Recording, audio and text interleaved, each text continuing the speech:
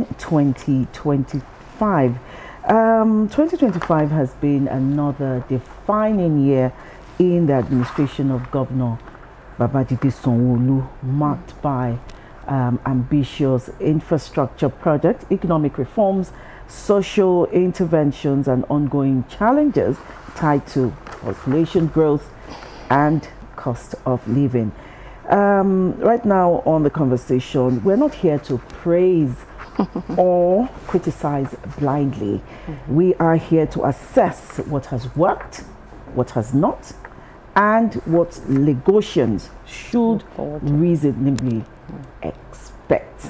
So joining us to have this conversation this morning is Bosun Oshifowora. He is a lawyer and political affairs analyst, and is our friend. Friend of the house. You're welcome. Good morning. Compliments of the season. It's a pleasure to be here. Nice to have you. Yeah. Okay. From your standpoint, and from my intro, I want to know why it is even important at all to have an end-of-year assessment in governance. Okay, I was going to say, as part of my own intro, that I say it's a pleasure to be here, but I don't know how much pleasure it is to assess a governor in my own little space. but we will try. At least as a citizen, we will try. So we can start. So the first question will be, I said, why is it important to assess end of year, or to do an end of year assessment in governance in the first place? We all have kids. We all send them to school. And then we all wait for their report card. So you want to know where your money has gone. You want to know where your effort has gone with the kids. So that's the essence of assessment. Is it an African thing? Is it? No, it's a global thing. It's common to human beings to assess. At least let's know where we're coming from, where we are, and where we're going. Because where we're coming from will determine where we are, and then that, assessing will now determine how well we will go. Okay. Because, it's just natural. Even business owners, in our own little spaces, at home, at offices, you assess yourself, you look at how well you have done, you look at, okay, what didn't I do well? Then how best can I do this thing when confronted with it? Because literally, we do the same thing almost on a daily basis. So we just strive to be better at what we do. So that's the essence of this assessment. It's a global thing. It's a private thing. It's a collective thing as well. So assessing how the Lagos State government has fared, or the government of Governor Babajide Sanwo-Olu, it's even necessary. Then it also helps other people to, gauge their own life. Fine, the scripture says we don't compare ourselves with ourselves. But at the same time also, you have to look at what is going on the other side and look at how well you have done. Then how best can we do this? Then other people too can learn from you. So assessment is necessary. It's germane to human existence. So, okay, looking at the pattern of leadership and governance style here in Lagos, what's your opinion on that? Fantastic. If there's anything I'll score, this is, I'm not going to call him a young man because he's 60. He's a young man. But he looks young. I don't know what he uses. I don't know what he uses, but he's a Yoruba man. Maybe it's Ori. Maybe he uses Ajidewe. Just know. But it's ever looking young. And then there's something that strikes me about the man. He's always smiling, no matter the pressure. Because for me, I feel Lagos is the toughest state to govern. True. People come in on the daily. People come in without focus. People come in with so much expectations. People who don't have anything to offer, they just come in. And you have to accommodate them. You have to take care of their needs. And then they come in with different orientations. Some diametrically different from what obtains here. You have to take them in. You have to... So, the closest I've seen to Lagos is London.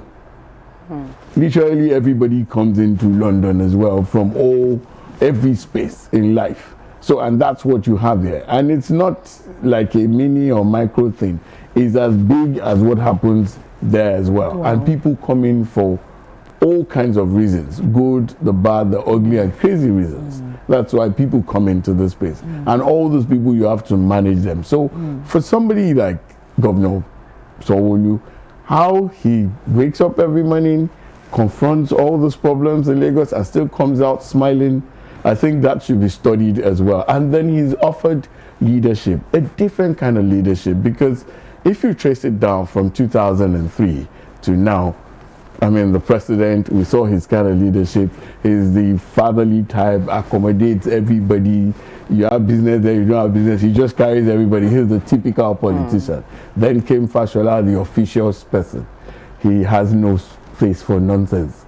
He's very officious in his dealings, and we saw how he did it. So then came Ambode with his own style as well. Quite officious. He tried to balance, but he's a direct person. He goes for what he wants, and that's it. But this one is a young man who has decided to play father to everybody, and then he listens.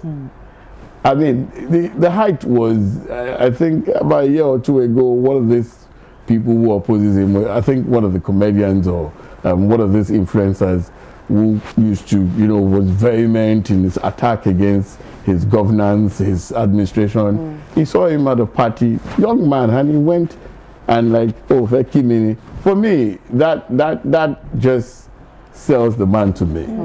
Yeah, because some other people, we know how some other people would deal with that kind of thing. And that one too didn't have a choice. He just had to so he's an amiable person. He's offered leadership, and his leadership style is fantastic. That was why I said fantastic, because he's very accommodating.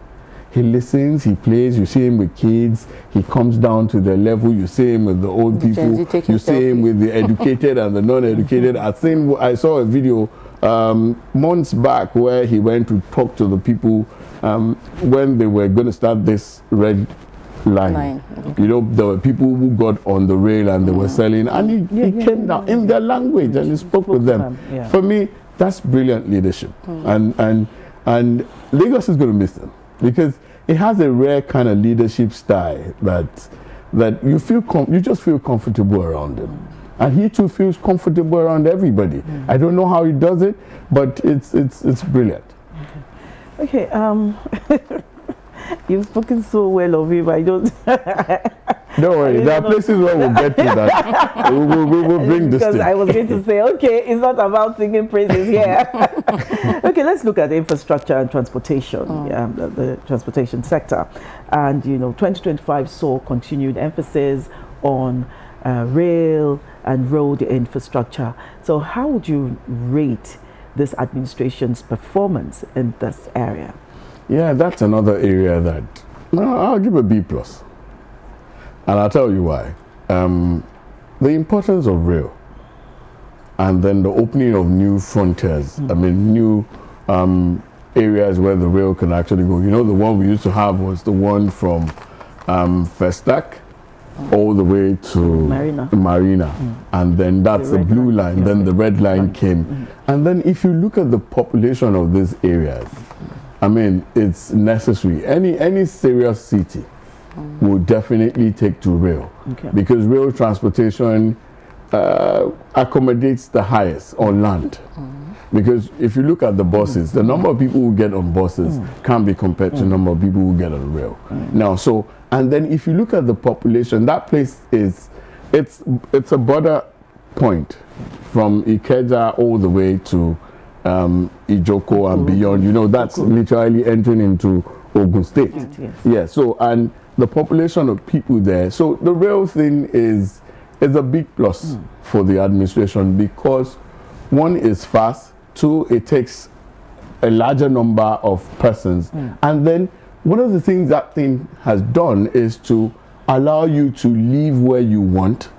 And then, so it's another way of easing housing problems, because you and I cannot deny the fact that housing is a big thing in Lagos. And like every other city, every other commercial city like Lagos worldwide, what they do is they look for adjoining cities and then try to open up transport ways where people can access. If you look at New York and New Jersey, for example, living in New York is expensive. So people stay in Jersey, and then there's a rail, there's the car, then you have the car, then you also have the ferry that can take you. So that's basically what this government has done. So that's why I said a B plus there.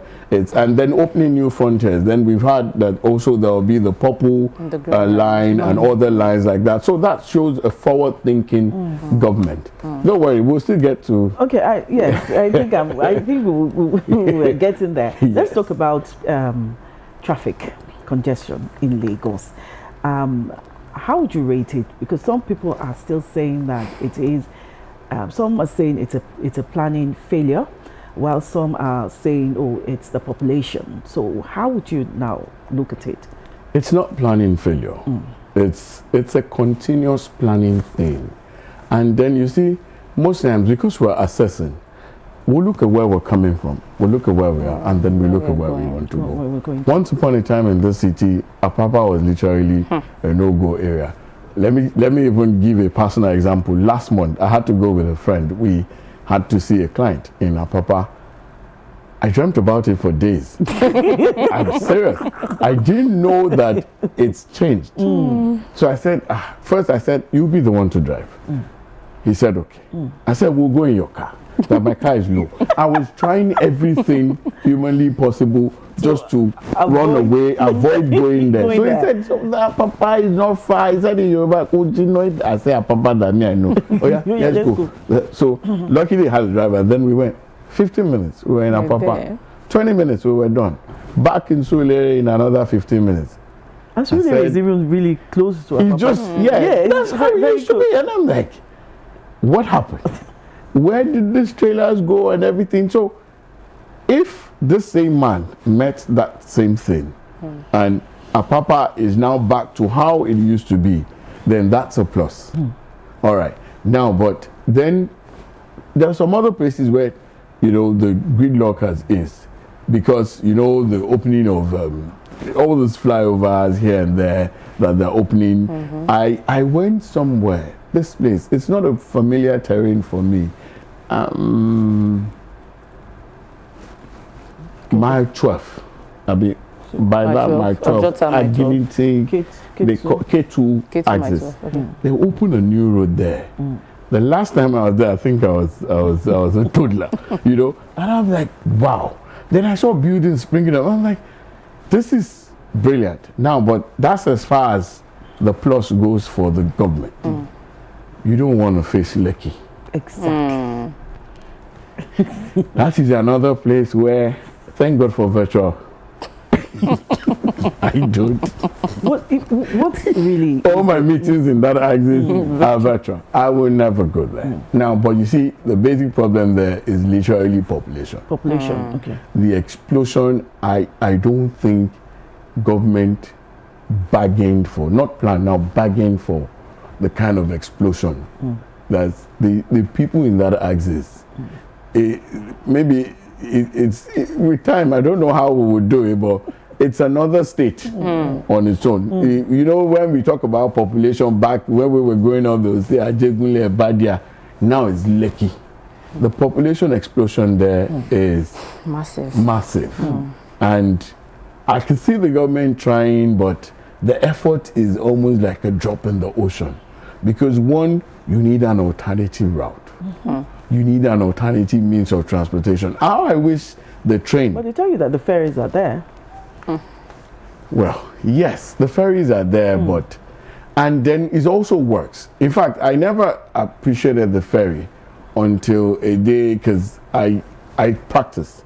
So there's this court, High Court at Badore, Lagos High Court. So I had something there. So inside Aja, that's another dreaded part. So the day I appreciated the ferry was, so I had this, my colleague, my junior colleague was supposed to come in, and she lives in Ikorodu. 8:30. She said, I'm on my way. I said, you're not on your way. I can hear your children talking behind you. Believe you me, I kid you not. By 9:05, she was in court. I had to ask, what happened? You now use jazz or what? So she said it's the ferry that they have from Ikorodu. She now showed me that's Ikorodu. I said, the Lord be with you. But, so that's another fantastic one. And I've seen Mr. Governor's effort also in that direction, trying to secure the waterways. I mean, there was a time we used to have a number of mishaps, like that. And then they brought in, it's now technology driven. Yeah. So it's not, so it shows a forward thinking thing. Though, like I always say, the biggest room in the world is a room for improvement. But there's a whole lot going on. And with the waterways, I think we can still do better. And then also, our people are not quite open to that means of transportation yet. We're still used to the traditional, medium of traveling and all that. And then, so I think with more orientation and adverts in that direction, showing people the safety and then, how fast it is, will also encourage more people to actually get on it. So we transport, things are easy enough, but the Lekki axis. Now, there was another major thing. The roads were really in a bad state. But I think the government came out and said that it was because of the rains and all that. But lately, I think the whole Dirty December thing, I was a part of one, and I had to go. Okay. I went for one. We'll talk about that. We'll come to that. So I had to just go and say, okay, let me just go there and see what they're doing, So and I saw that the roads, as I used to know them back during the raining period, had been, patched and all that. Though there was something that was announced by Ministry of Transportation that they wanted to close one part until people came like, you have two parts. Not this season. Not this season, not now. And it shows a listening administration. Yeah. Because if they had gone ahead to close it without listening to anybody, I think they now had to reschedule and also it's a work in progress. Okay, still so moving we'll on. say that movement of commuters is better this year than much better. Okay. Except you live in Lekki. Okay. Lekki, that means Lekki access still needs attention, more attention. Okay, Joy.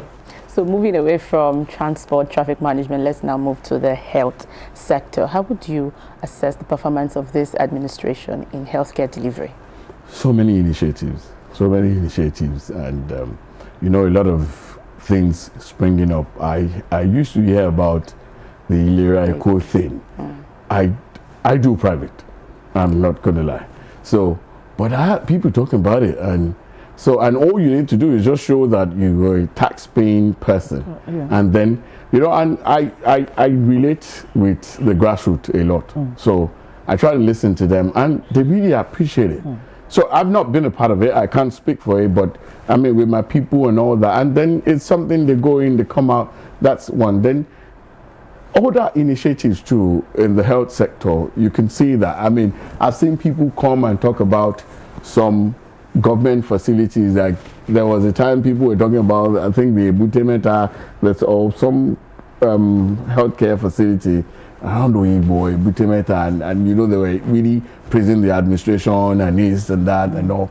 And I mean, gone are the days where people literally curse at government hospitals, but now people are beginning to have faith in it. No, so when it comes to some maybe major operations, people still don't have that much faith in it, because I mean there've been a few fatalities, and then also we do more of hearsay here, but we can see how much effort government is putting in. And then one of the things that God, let me say, nature has blessed Lagos with is leadership. We saw how Governor Fashola handled, the whole Ebola thing, and then came COVID. And how it was managed. You don't appreciate the management of COVID here until you see what happens abroad, and then the prediction by the same people that in Africa people will be dying on the streets like chicken. But unfortunately, they were the ones dying like chicken, and somehow it was pure leadership. That was, I mean, the opening of the centers. And then one of the things this administration has also done is how it has brought in private partnership. It has really helped. It's not a government kind of thing. they are really open to private participation, and it has really worked in the best interest of the state and for the citizens of the states. Okay, so I want to chip in something. There was something I saw on social media over the weekend concerning the health. Did I say health sector or the emergency response unit? Anyway, they are intertwined. There was this particular cyclist who was, cycling along the Ekpe access, and there was an accident. Nigerian negotiants all rushed to help because the vehicle somersaulted. You saw that. I read. And they tried to get the people out. There was no fatality, but and he asked them, why are you the ones doing it? Why don't you call an ambulance? I said, does that one work? Exactly. Does it work? Does that work in Lagos, in Nigeria? And I said, he knows the number. He's emergency number. And he called the emergency number, which is 112. And he said he was expecting them to come in in about 20 to 30 minutes, 40 minutes. And in less than 10 minutes, the ambulance was there. It was. I think the writer even said that kind of word of hope in him. Yes, in him. If this can happen, in Nigeria, I can call ambulance and ambulance will show up. So it's brilliant. It's brilliant. Okay. And we hope it's sustained as well. Yeah. Yes, because I have tried to call them before, and this was like three to 4 years ago, and he responded. I had a flat tire, and along Agindigbi Road, and it was late at night after reading the news, and I called, and I got a response. Wow. Yes, it worked. It's been working. Wow, it's been working. You don't appreciate all those things until you actually see them. And you see, I tell people that governance has a tangible and intangible sides to it. The tangible sides are the infrastructures we all crave and all that. But you see, the intangible part of it, security, emergency response, these are the things that gives you confidence as a citizen. Because everybody is shouting dirty December. We could come. Everybody came from everywhere. Once upon a time, Nigeria was a no-go area. Governments were issuing,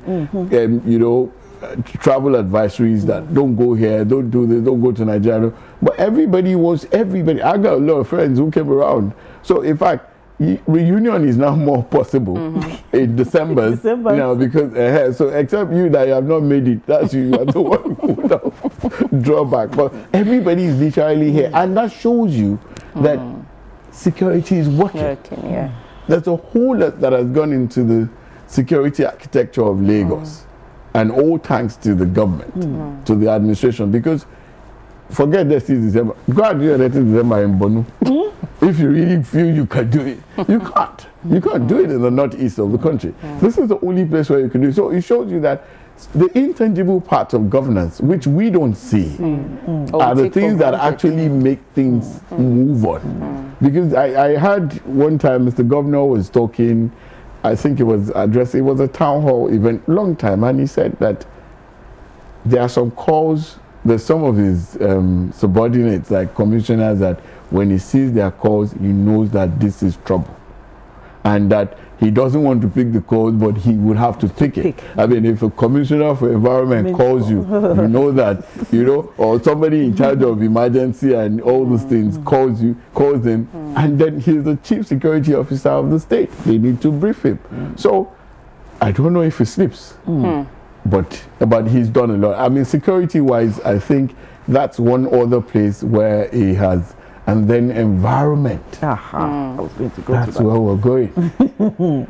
So we will measure where we're coming, where we are, and where we want to be. So if you look at there are two sides to this environment thing. Flooding, major one. Waste management. Waste management, yes. And I'm privy to I have some relationship with the Commissioner for Environment, and that's one indefatigable worker. I doubt if that one too slips, but now, so on let's start with flooding. Lagos, we know, is below sea level, just like New York, so I never appreciated the flood in Lagos until one of these times when I traveled. I'm like, In fact, there was an elderly person that was with us who said, "Shebi not too flood." You know, that flood. You know that New York flooded. We were deep inside water. Jesus, what is this? You know, so exactly. I like Lagos not bad like this, and you know, it took hours. Now, so once upon a time, it was like that too in Lagos. Now, what we have is more flash floods, and then because of where Lagos is, how Lagos is situated, way below sea level and all that. But you see, there are a lot of effort that have gone in from the Ministry of Environment. If you look at it, Lagos Island, you know the way the Lagos Island is. And there's been massive initiatives there. There's certain pumps that have been put there that once there's flood, because some of these infrastructures are now a little bit above, you know, the buildings and the level of the foundation of the buildings. They brought in some things that in 1 hour, no matter the level of flood within the Lagos Island, these things will automatically pump the water into the ocean, and then everybody goes about their business. And I mean, for me, that's a forward-thinking initiative on their part. Now, if you look at waste management, that's a big thing. Now, but there's the government angle, and then there's the people angle. Let's talk about the government angle. One of the things, I mean, the closest to us here is this Olusho-Sundom. It's not a pleasant sight. And what we found out is that they're trying to decommission the place, and then they've opened up some place in Ekpe and some other place. Same for the one around that Igodo, the Solus 1 and 2, you know.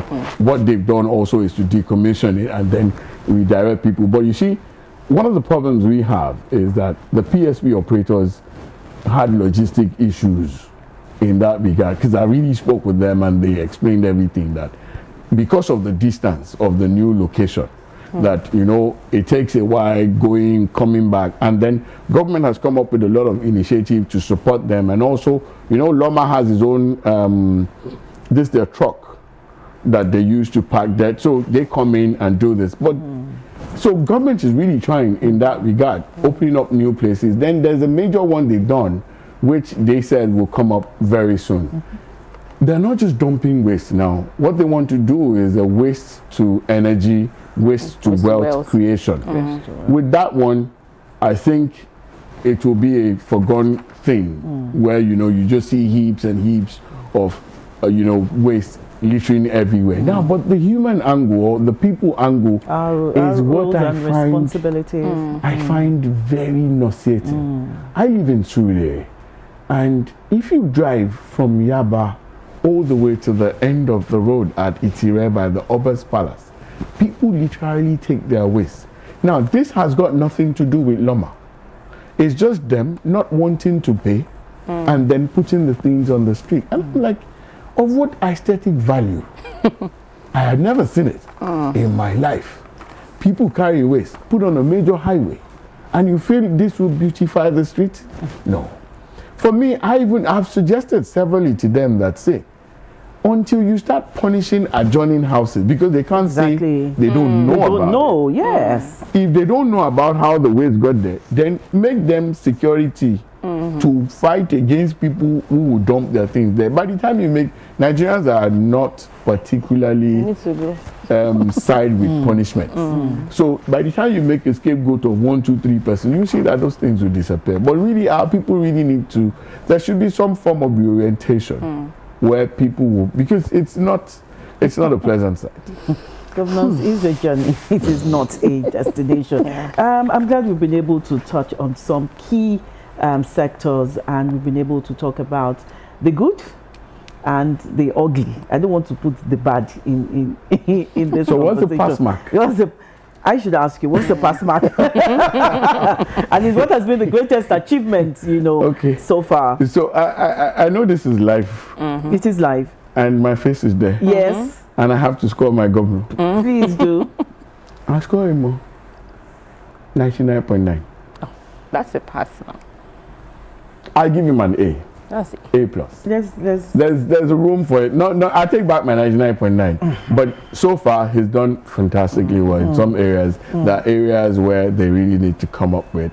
One of the areas which we didn't really talk about, maybe some other day we'll talk about it, is the issue of tax. And you know that one is still in the offering. So people always talk about this multiple taxation thing, you know. So, and then also some levies from some of the agencies. Ease of doing business. Yes, it's stifles business. Especially for the SMEs. Yes, so those things are things that the government really need to look into. But so far, I think the governor has done fantastically well. So here's an A. But there's always, the biggest room in the world is a room for improvement. There's always room for improvement. And with the population of Lagos skyrocketing geometrically, we need to improve on what can be done.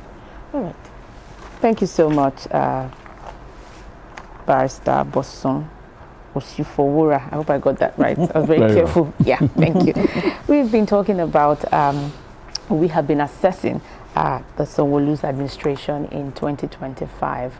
Thank you again for your time on the conversation. The program continues shortly.